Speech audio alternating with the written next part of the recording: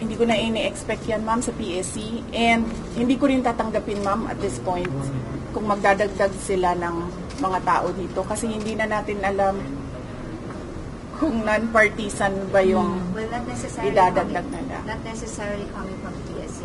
No, I don't trust anyone right now. So yes. Even your security? Even if PSC acts on what I said, no, I will not accept it anymore. That is what I did with PNP. Hindi na. Kasi hindi na natin alam eh. Baka igagawin pa yan nilang rason na maglagay ng mga tao dyan na nagtatrabaho para sa kanila. Okay, last two questions. Do you share the same sentiments as your father, former president? Last night, What he are said, his sentiments? So last night, he asked the military if they would continue to support fractured governance and a leader who is a drug addict. I agree. So, no, excuse me, sandali.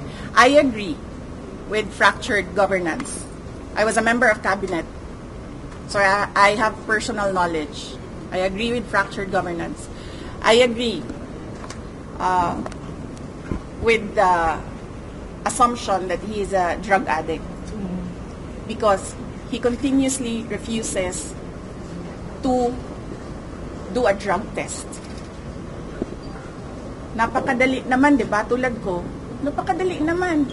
Sinabi ko kaagad, gusto niyo ng neuropsychiatric test o kung ano pa man yung test na gusto niyo i-take ko, gusto niyo ulitin ko yung bar exams, lahat yan gagawin ko.